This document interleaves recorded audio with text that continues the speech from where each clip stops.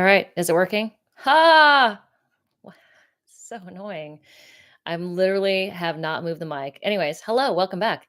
We're gonna try this again. Um, where were we? We're talking about offensive line. Yes. Hi, you're back. I'm back. Um, talking about offense and how the 49ers have really not used their top picks to draft offensive linemen since Mike McGlinchey. Aaron Banks is a high pick, but I just don't think the first two rounds they're going to go for an offensive lineman. I think they'll approach it like they did last year. Dominic Pooney in the third round. I think that was a really excellent pick. Obviously, he's played really well for them. So we'll see how it goes, but I'm betting that that first and second pick, those first two picks are not going to go towards offensive linemen. I think that they will pick offensive linemen at some point, and I think, if you look at the scores of who they've got, Trent Williams played really well um, last year. Blocking. Here's what we have.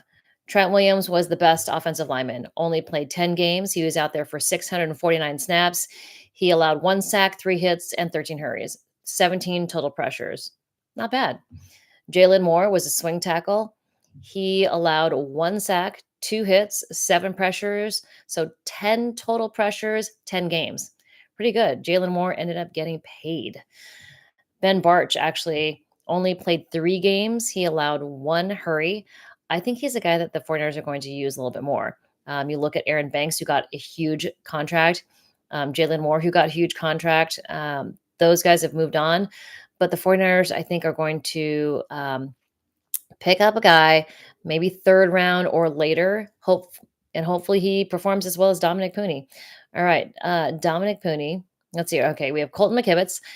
1,062 snaps. He allowed 28 pressures or 36 pressures. Sorry, 36 pressures, two sacks, six hits, 28 hurries, 36 pressures total. Now, I know you're going to say this is not good, but you know who has just one less hurry? It's Dominic Pooney. So Colton McKivitz actually did a pretty good job. Dominic Pooney next to him. So that side of the line was pretty good, actually, those two together. Dominic Pooney, 35 pressures. Colton McKivitz, 36 pressures. Not bad, to be honest. Now, that's more pressures on that side of the line than Aaron Banks and Jake Brendel. Aaron Banks, he allowed 25 total pressures. He was on the field for 775 snaps, one sack, four hurries, 20 total. One sack, four hits, 20 pressures. 20 hurries. Good Lord. 25 total pressures. Jake Brendel, one sack, three hits, 22 hurries, 26 pressures. So the player that allowed the most pressures was Colton McKivitz, but honestly, his grades were not as bad as Aaron Banks and Jake Brendel via PFF. Now, Dominic Pooney, 35 snaps, but much better grades. Trent Williams, obviously the best, but the best blocking player on the 49ers across the board is George Kittle. Highest offensive blocking grade, 92.1 out of 100. And he is the top grade of all 49ers in blocking. Pretty crazy. That's why the 49ers want to keep George Kittle around. He is going to probably have his contract extended. Is what I'm going to think, is what I'm reading into it. John Lynch said, it's just timing right now. They've got to get this Brock Purdy contract done. And then they'll worry about potentially extending George Kittle. Fred Warner is probably going to need more money soon, and Juwan Jennings. So those are the guys that need to get done, but they've got to take care of this Brock Purdy thing first. And I think the reason it's not getting done, or it's not going to get done as fast as maybe everyone would like, is because of Brock Purdy's agent, who is Kyle Strongen. Not that he doesn't want to get it done, but this is his first big deal ever. And right now, high school students looking at agents want to see the guy who gets the big contract done. So this is a huge contract for Kyle Strongen. He's got to get a big deal done. He's got to get one of the top contracts for a quarterback in the league for Brock Purdy because of what it sets himself up for in the future. Players are going to want to sign with him if he has the top paid player in the NFL, period. It's all about reputation, word of mouth. And so Kyle Strongen, I think that's what could be holding back the contract just a little bit. So I'm just gonna say that. Yeah, if they don't draft O and D line first, 3 out of 4 picks, I just don't think they do. I really think, you look at how they've done it in the past, and historically, the 49ers do not take an offensive lineman in the first 2 rounds or first 2 rounds. So, I mean, Colton McKivitz, Aaron Banks, that's when they did it, and Dominic Puni in the 3rd round. I just don't think they're doing it because of you look at what they need. They need defensive linemen. If you look at that starting lineup, I mean, I've said it a couple times on here. It's Nick Bosa, it's Jordan Elliott, it is Yetur Gross-Matos, and Kevin Givens. Those are the 4 defensive linemen. So I just don't think that they're going to go offensive line in the first 2 drafts. All right, we were talking about. Um, let's see. It's looking like we can still snag Stephon Diggs and Trey Henderson unless we want to keep all 11 picks. So earlier in my previous stream where I lost sound, I don't know why, but I was asked if Brandon Ayuk was going to be traded. I just don't think Brandon Ayuk will be traded because of the unknown of how his recovery is going to be coming back from ACL injury. Players that need to change direction quickly, like cornerbacks, like linebackers, like wide receivers, coming back from a ACL injury or a Achilles. I think that's really tough. A lot of teams are not going to go for a player that it's unknown. It's unknown whether Brandon Ayuk is himself again. And I'm not saying he won't be. He may very well even be better. He may come back in a year. He may come back in less than a year. But I do think that a team wants to see what they're getting in a trade like that because of what the 49ers would ask for a trade. I think that they have to be able to see what Brandon Ayuk is, where he's at, what he's going to do. So I just don't think that a trade for Brandon Ayuk would happen at this point. Yes, George Kittle is too good. And I think that's why the 49ers brought in Luke Farrell. So top free agent contract by the 49ers is Luke Farrell. So taking a look at the offensive line, George Kittle has been the 6th offensive lineman for many years. And I believe that Luke Farrell is going to be what George Kittle is on the offensive line as a 6th offensive lineman.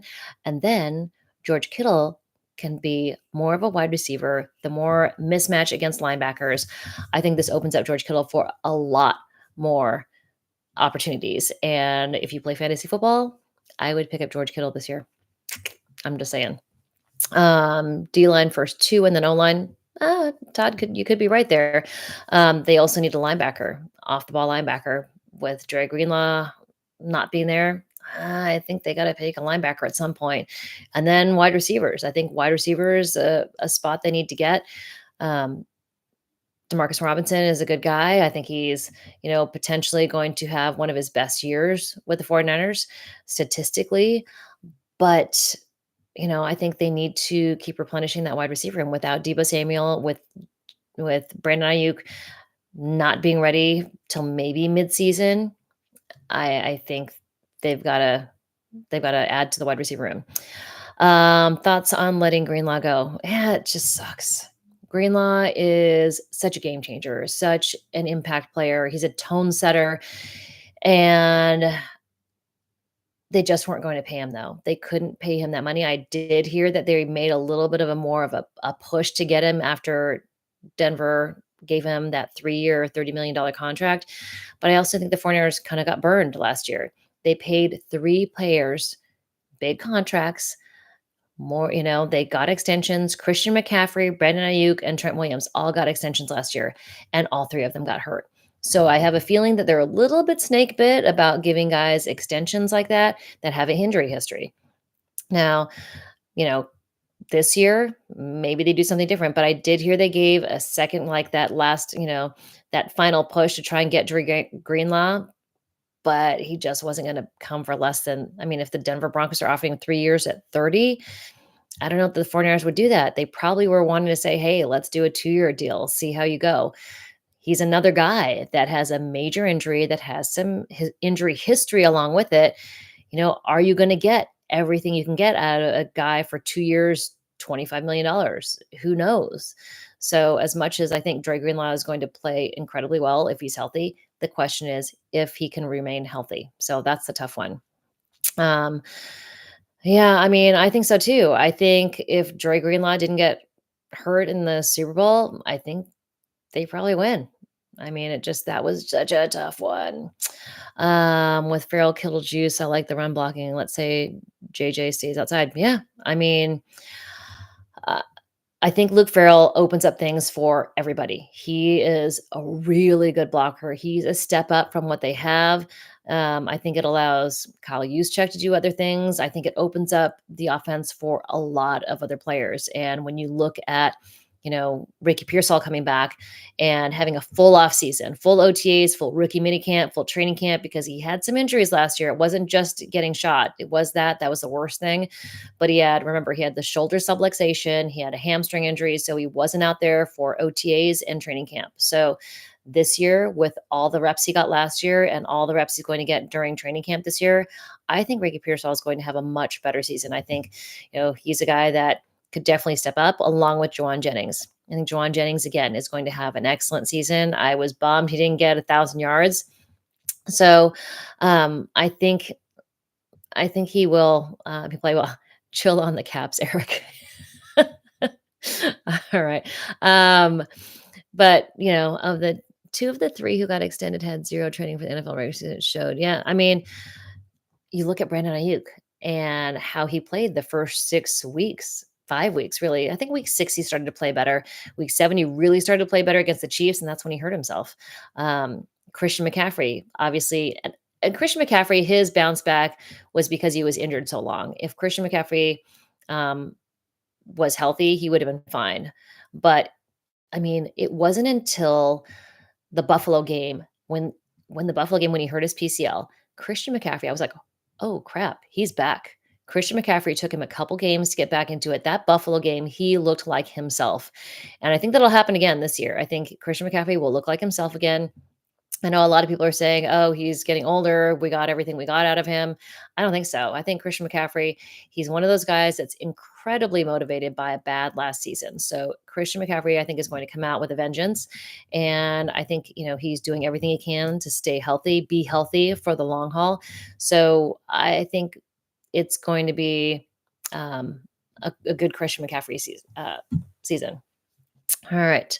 All the picks go to the line, pick up trusted vets for the smaller roles. I think they're still going to go for playmakers. Yes, defensive line, offensive line, but they've got 11 picks, which is a lot of picks. I don't know if they're going to be able to keep everybody. I think they'll, um, uh, you know, they'll have some guys that go to the practice squad, and then they're hopefully going to get as much production as they did last year out of last year's rookie class, again, out of this year's rookie class. That would be, I mean, I think that's what they're hoping for. Last year's rookie class did really well. Let's see here. Do I project a ceiling for Sam Owen, Evan Anderson? No, those are two guys that have been contributors. I just don't know that they're going to be guys that are out there for 70% of the snaps, but they could be. I mean, they're going to make steps for sure. Evan Anderson had a really good year. Sam Okwanu also had a really good year. Nick Bosa is a huge Sam Okwanu fan, and he's said his dad was telling me, he's like, man, check out that guy, check out Sam O. He's really good. So I think those guys have played better than their expectations, or the team's expectations for them, or maybe fans' expectations for them. So those are definitely guys that are going to contribute this year, but I think they definitely still need to get some playmakers during the draft. So let's see here.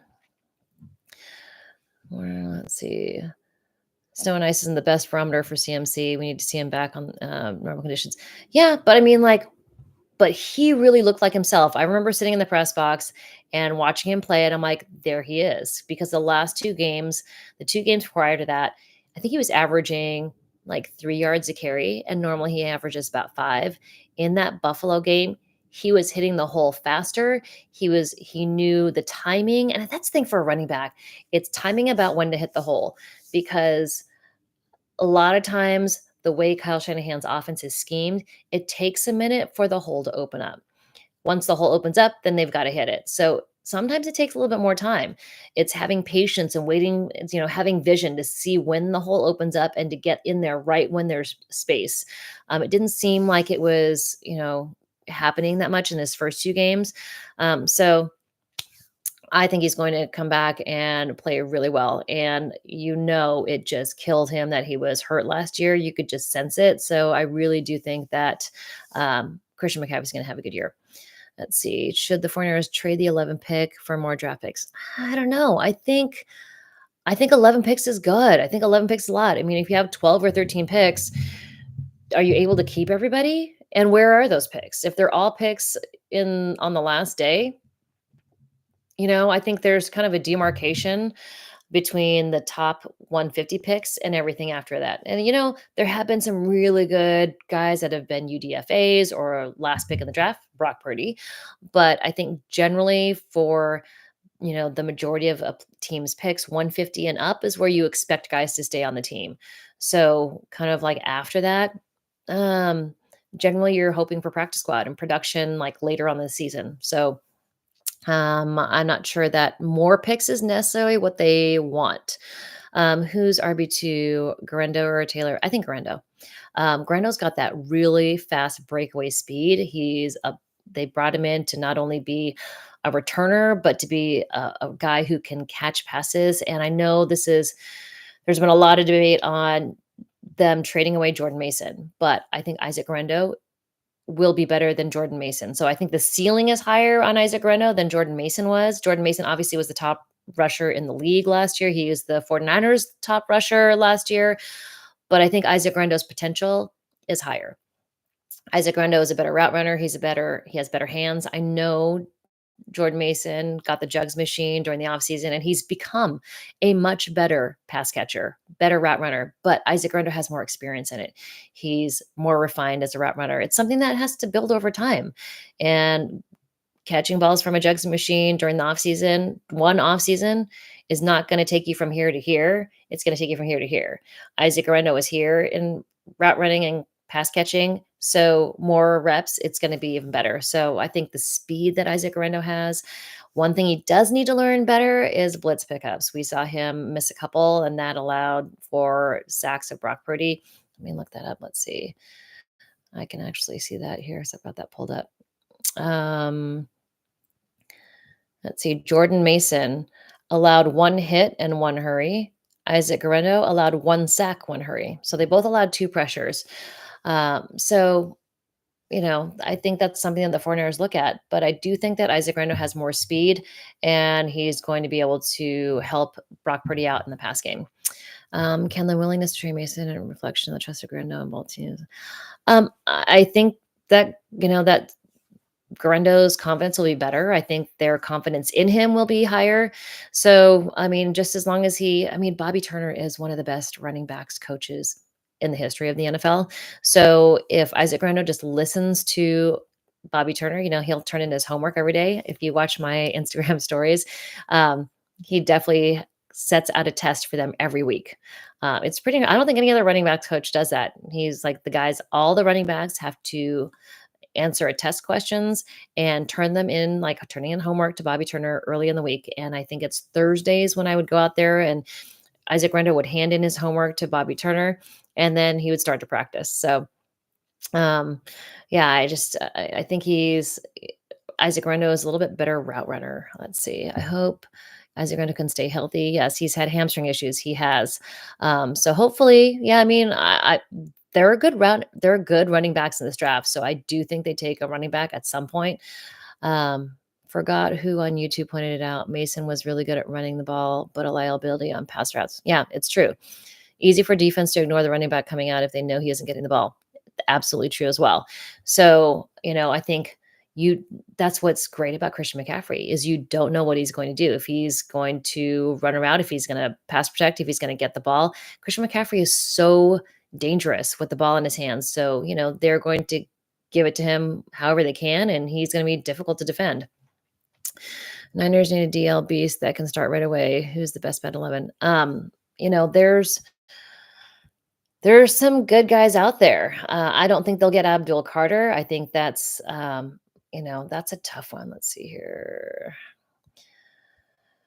Abdul Carter is number one. Mike Green is the second one off of PFF. And when I talked to Connor Rogers, he also works for, I've known him since 2017. We met at the Senior Bowl and then again at the Combine. Mike Green from Marshall is a guy that he pointed out that he said would be perfect in the Niners scheme, the wide nine scheme. He says, PFS says Green only has only 2 years of starting experience and not the best competition to measure the NFL talent over the past 2 years. However, he absolutely dominated the way you'd want a future NFL player to, with elite pass rush and run defense grades, in addition to high 90th percentile numbers, win rate, and run stops. He has a top 50 all around ability and projects at a starting caliber outside linebacker in a 3-4 front. So, I mean, I think he could be versatile. Um, the third ranked edge rusher by PFF is James Pierce out of Tennessee. Pierce is the kind of athlete with the production and disruption scores you don't let out of the first round. His twitchy movements show difference making NFL traits that can be situational at worst and all pro at best. Another guy that Connor Rogers pointed out was Donovan Izaraku from Boston College. Now, Izaraku is a smaller outside linebacker type edge rusher who can struggle with the power aspects of the game. However, his quick, smooth style paired with high football IQ and some very nice bed makes him an ideal 3-4 pass rusher defender on day two. So, I mean, there's a ton of defensive edge rushers in the draft that I think the 49ers could target and that would be valuable and productive. Um, who would I take with number 11? I don't know. It's hard to say that. It depends who's left at that point. Are people moving up for quarterbacks? I don't know. Are people moving down? So it just depends on what's available. I say take the best player available. I know Matt Mayoko drafted Tyler Warren in his first mock draft to the 49ers, but now that they took Luke Farrell, I just don't think that happens. Um, empty the tank on offense, in my opinion. Later picks on the defense. Nah, you got to get that defensive line straight, though. I really do think. Is Juice overpaid for what he provides on the offense? We don't know that he's overpaid. We haven't seen the contract yet. It's 2 years, $8 million. His last contract was $2 million for 2 years for six. I think ended up getting paid three, maybe less than that. So it just depends how much is guaranteed. I think Juice, what he does as a leader and what he does on the offense, I mean, he picks up blitzes. He is a blocker. You watch Christian McCaffrey run behind him. Kyle Juszczyk is incredibly valuable for the 49ers offense, and they need to have a fullback, and he's the best one out there. I don't think his um, talent has declined. I think he's playing as good as he has been for the past several years. And, he's a piece of the offense the 49ers need. And it's been, he and George Kittle are both going into their ninth season. So, I think having a guy that knows what to do on the offense helps Kyle Shanahan, helps him scheme. And now with Tyler Warren and um, George Kittle, Kyle Juszczyk, I think they're setting up the offense to be much more productive. And, that allows them a little levity in regards to drafting offensive linemen or, getting offensive linemen up to speed. They could draft an offensive lineman and, not have to play them immediately, potentially. So, um, let's see. People forget that people other than the O line block too. Yeah, they do, especially in Kyle Shanahan's offense. Um, I think Luke Farrell is going to be like your sixth offensive lineman. I really do. I think he's going to be on the field a lot. And I think George Kittle is going to be able to do more George Kittle things. Must be able to stop the run. Yes, definitely. That's why I think they're going to go defensive lineman. And it's a really good draft for tackles and defensive linemen. So I think that's where they go. Trust Saleh to find his pieces. He gets 2 or 3 years to ascend to top 3 defense. I'm ready for offensive proliferation. Yeah, I think the reason that the 49ers have also let go of Malik Collins and Javon Hargrave, although Javon Hargrave, that was kind of decided a while back, but Leonard Floyd, I think it has a lot to do with Robert Saleh and what Robert Saleh wants on his defense. I think Chris Kaserik, I'm sure, is very open with Robert Saleh and what he thinks he needs on the offense. And I think, they're in communication and they're going to figure out what they need on the defense to make it the best possible. And that includes observing and analyzing film of all these prospects coming out, and they're going to pick who they want. And if they get a draft class like they did last year, I think it's going to be good. Now, I think people have asked me, can the 49ers even be contenders? Woo, contenders this year. I think they can. You look at, yes, they lost a lot of players, but also you look at who they have. If everybody stays healthy, it's Brock Purdy, George Kittle, Christian McCaffrey, Trent Williams, Nick Bosa, Fred Warner, Diamond Lenore, and then guys that are up and coming: Renardo Green, Malik Mustafa, Jair Brown, Isaac Arendo, Ricky Pearsall. So they have a lot of solid guys that, as long as they stay healthy and they all stay on the path to getting better, I think the 49ers should be. I don't know if they'll win the NFC West. Maybe they get into playoffs via wild card. I'm not going to say that they're the top Super Bowl candidate for the NFC. I got to see how they play, but I don't think they're going to suck next year.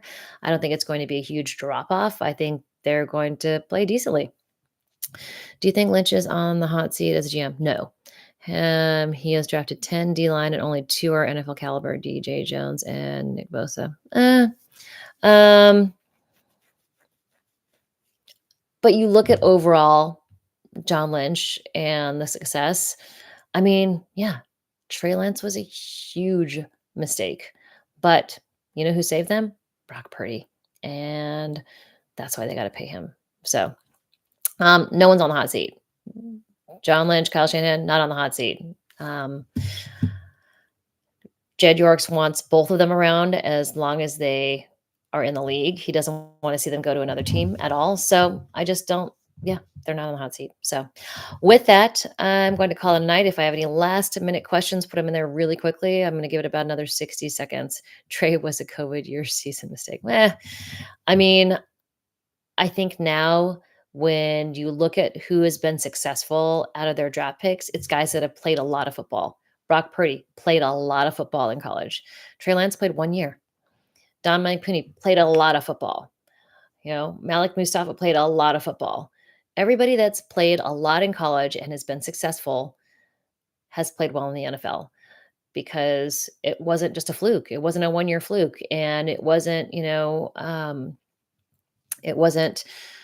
oh, we saw a highlight reel and and I'm not saying that that's what they did, but guys that have stayed and had a good, record for their 4 years in college or 5 years in college or whatever it is, but guys that have played longer in college and have more experience play better in the NFL. So with that, I'm going to call it a night. Thank you guys for tuning in, and we'll try to do this again sometime. All right.